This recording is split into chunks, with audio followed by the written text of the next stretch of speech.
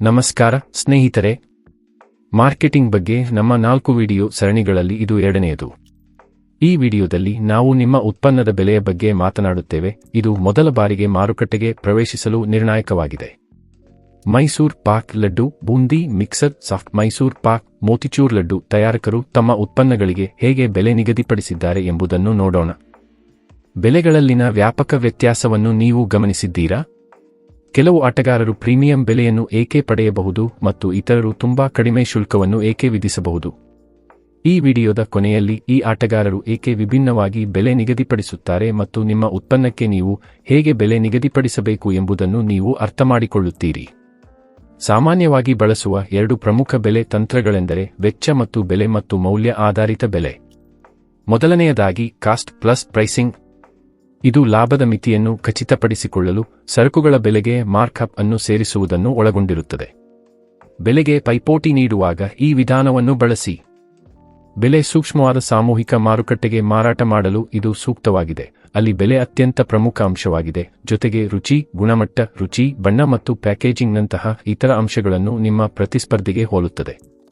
ಉದಾಹರಣೆಗೆ 1 KG Mysore pak laddu, boondi mixer, soft Mysore pak, motichoor ಲಡ್ಡುಗಳ ಉತ್ಪಾದನಾ ವೆಚ್ಚವು ₹90 ನಿಮ್ಮ ಸ್ಪರ್ಧಿಗಳು ಪ್ರತಿ ಕಿಲೋಗ್ರಾಂಗೆ ₹345ಗಿಂತ ಕಡಿಮೆ ಬೆಲೆಗೆ ಮಾರಾಟ ಮಾಡುತ್ತಿಲ್ಲವೆಂದು ಭಾವಿಸಿ ನಿಮ್ಮ ಬೆಲೆಯನ್ನು 30% 40% ಅಂತರದಲ್ಲಿ, ಅಂದರೆ ಪ್ರತಿ ಕಿಲೋಗ್ರಾಂಗೆ ₹195ಗೆ ನಿಗದಿಪಡಿಸಬಹುದು. ಎರಡನೆಯದಾಗಿ ಮೌಲ್ಯ ಆಧಾರಿತ ಬೆಲೆ ನಿಗದಿ. ಈ ಕಾರ್ಯತಂತ್ರವು ಉತ್ಪನ್ನದ ಬೆಲೆಯ ಬದಲು ಗ್ರಾಹಕರಿಗೆ ಗ್ರಹಿಸಿದ ಮೌಲ್ಯದ ಆಧಾರದ ಮೇಲೆ ಬೆಲೆಗಳನ್ನು ನಿಗದಿಪಡಿಸುತ್ತದೆ. ರುಚಿ, ಗುಣಮಟ್ಟ, ರುಚಿ, ಬಣ್ಣ ಮತ್ತು ಪ್ಯಾಕೇಜಿಂಗ್ನಂತಹ ಬೆಲೆಯನ್ನು ಹೊರತುಪಡಿಸಿ ಇತರ ಅಂಶಗಳ ಮೇಲೆ ಸ್ಪರ್ಧಿಸುವಾಗ ಈ ವಿಧಾನವನ್ನು ಬಳಸಿ.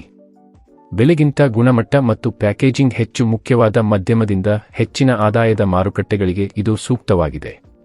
ಉದಾಹರಣೆಗೆ 1 kilogram Mysore pak laddu, boondi mixer, soft Mysore pak, motichoor ಲಡ್ಡುಗಳ ಉತ್ಪಾದನಾ ವೆಚ್ಚವು ₹195 ಸಹ ಉತ್ತಮ ರುಚಿ, ಗುಣಮಟ್ಟ, ರುಚಿ, ಬಣ್ಣ ಅಥವಾ ಪ್ರೀಮಿಯಂ ಪ್ಯಾಕೇಜಿಂಗ್ನಂತಹ ಉತ್ತಮ ಗುಣಮಟ್ಟಕ್ಕಾಗಿ ಪ್ರೀಮಿಯಂ ವಿಧಿಸಲು ನೀವು ನಿಮ್ಮ ಬೆಲೆಯನ್ನು ಪ್ರತಿ ಕಿಲೋಗ್ರಾಂಗೆ ₹250ಗಳಿಂದ ₹300ಗೆ ನಿಗದಿಪಡಿಸಬಹುದು.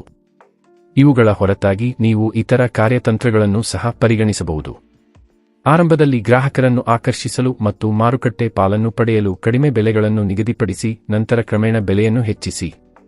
ಹೊಸ ಮತ್ತು ವಿಶಿಷ್ಟ ಉತ್ಪನ್ನಗಳಿಗೆ ಆರಂಭದಲ್ಲಿ ಹೆಚ್ಚಿನ ಬೆಲೆಗಳನ್ನು ನಿಗದಿಪಡಿಸುವುದು, ನಂತರ ಸ್ಪರ್ಧೆ ಹೆಚ್ಚಾದಂತೆ ಅವುಗಳನ್ನು ಕಡಿಮೆ ಮಾಡುವುದು. ಒಂದು ಉತ್ಪನ್ನವನ್ನು ಅಗ್ಗವಾಗಿ ಕಾಣುವಂತೆ ಮಾಡಲು ₹100ಗಳ ಬದಲಿಗೆ ₹99ಗೆ ನಿಗದಿಪಡಿಸುವಂತಹ ಮಾನಸಿಕ ಬೆಲೆಯನ್ನು ಬಳಸುವುದು. ಹಲವಾರು ಉತ್ಪನ್ನಗಳನ್ನು ಒಟ್ಟುಗೂಡಿಸುವುದು ಮತ್ತು ಪ್ರತಿ ಉತ್ಪನ್ನವನ್ನು ಪ್ರತ್ಯೇಕವಾಗಿ ಖರೀದಿಸಿದ್ದಕ್ಕಿಂತ ಕಡಿಮೆ ಬೆಲೆಗೆ ಬಂಡಲ್ ಅನ್ನು ನೀಡುವುದು. ಪ್ರೀಮಿಯಂ ಗುಣಮಟ್ಟ ಅಥವಾ ಪ್ರತ್ಯೇಕತೆಯನ್ನು ಸೂಚಿಸಲು ಸ್ಪರ್ಧಿಗಳಿಗಿಂತ ಹೆಚ್ಚಿನ ಬೆಲೆಗಳನ್ನು ನಿಗದಿಪಡಿಸುವುದು.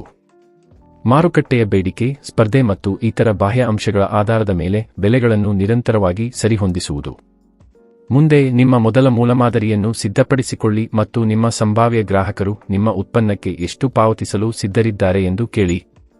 All the best. ವೀಕ್ಷಿಸಿದ್ದಕ್ಕಾಗಿ ಧನ್ಯವಾದಗಳು. ಹೆಚ್ಚಿನ ವಿಡಿಯೋಗಳಿಗಾಗಿ ವ್ಯಾಪಾರೋಚ್ ಚಾನೆಲ್ಗೆ ಚಂದಾದಾರರಾಗಿ.